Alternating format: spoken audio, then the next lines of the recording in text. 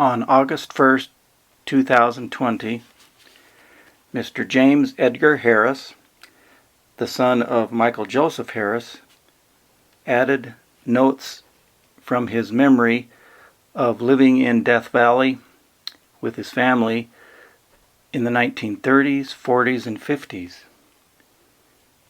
The following is a letter written to commemorate those memories. We lived in Skidoo twice, 1939 and 1949, and I will tell you of some hearsay history. There are two theories regarding how Skidoo was named. There was a 23-mile, 8-inch diameter pipeline from Telescope Peak to Skidoo. Also, there were 23 mining claims there. About 1905 to 1910, there was a popular song, 23 means Skidoo. I will relate a story that was told to my dad by Boot Nose Walker, who is buried in a cemetery in Beatty, Nevada. Those 23 mining claims were not contingent and were surveyed by a man named Howard Gray, who later became an attorney in Ely, Nevada. Howard Gray then located some of the fractional claims between the complete claims and let mining continue, some under the fractional claims owned by Gray. After some time, Gray brought a suit for the unauthorized mining under his fractional claims. I heard the lawsuit was conducted in Denver. Gray prevailed. As a result, he was awarded 3 times damages. The owner of the 23 claims asked if Gray would accept the 23 claims as a settlement. Gray agreed to this.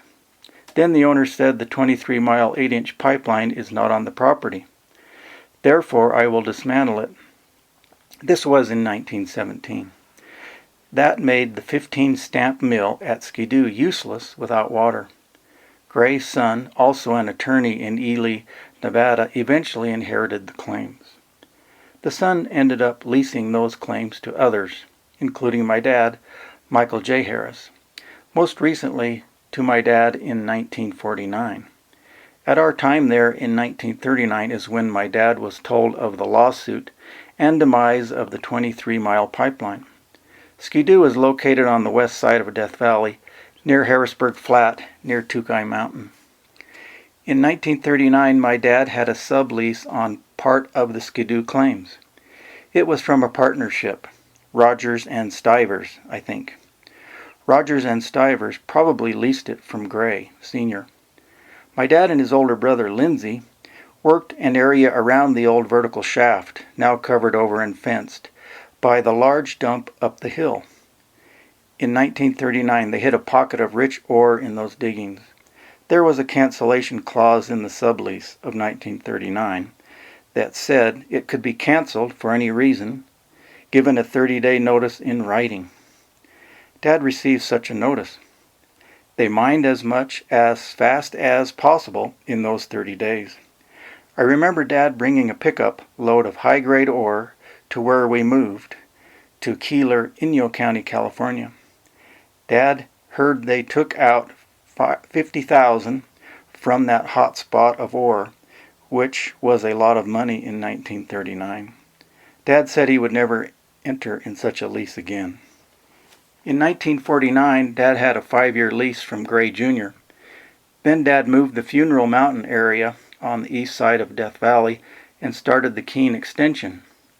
Diamond Jim, King Midas Mine, fall 1949. The mine was leased from the owner, Mabel Miller of Las Vegas. How she came to own it, I do not know. This property was then known as Keane Extension. Because of inactivity, this property became open country for lack of activity. My dad then located the property as Diamond Jim. Dad started the erection of a 4,000-foot tramway. He started this tramway erection with a partner, Bud Quinn of Beatty, Nevada. Bud owned a 25-ton flotation mill 28 miles away, which would have been ideal for the treatment of the ores. They were to go 50-50 in the cost of the tramway. Then Dad would take care of the mining of the ore, and Bud would take care of the milling of the ore. Bud was an alcoholic and unable to work. this partnership failed. At that time, I was in my third semester at Sacramento Junior College studying mechanical engineering. I was out of money, and Dad needed help. In February 1950, I took a leave of absence from Sacramento Junior College to help him with the tramway erection and mining operation. We constructed the tramway and started mining, and at the same time we went broke. This rock was hard and abrasive and was difficult to mine. At first, we shipped the ore to a custom ore mill in Rosamond, California, 12 miles south of Mojave, California. The distance for hauling the ore was 160 miles. After a while, this was not satisfactory, and we ended up hauling the ore 306 miles to the Kennecott copper smelter in McGill, Nevada. Then the Korea War started, June 25, 1950. We worked the mine from 1950 through 1951.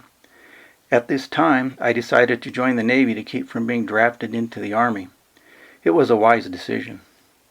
While I was in the Navy, Dad operated the mine with Mom as his helper.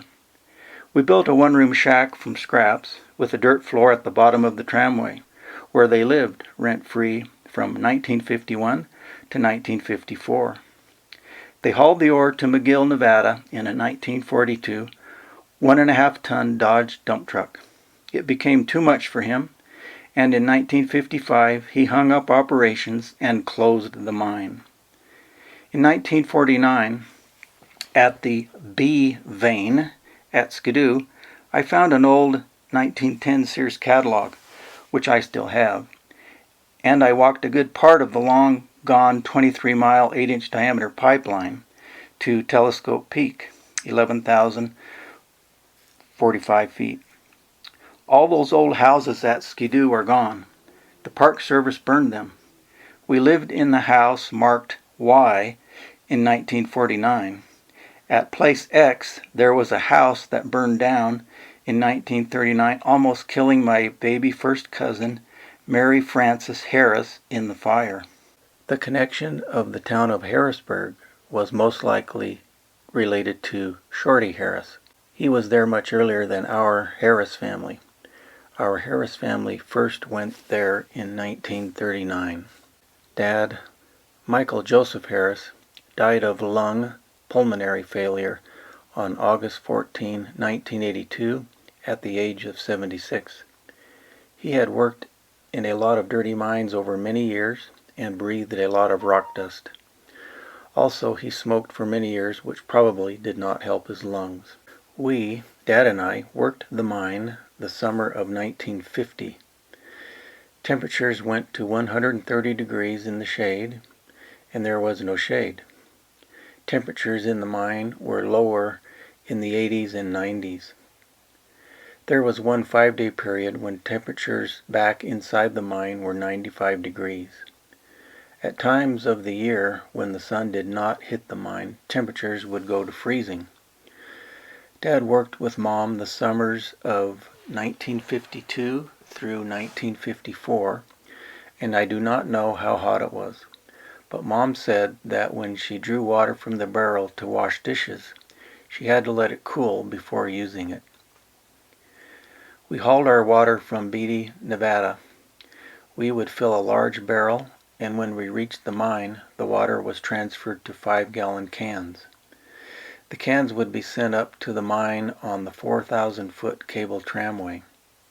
The drinking water was kept inside the mine in an area near an old wooden chest. The old wooden chest is still there. We drank a lot of water, as it was dry and usually warm. We never experienced any rain except a few drops. Dad said it was 3 drops per acre. Almost monthly there would be a strong windstorm. I believe I am the last surviving gold miner of Death Valley, as my dad and his brothers have all died.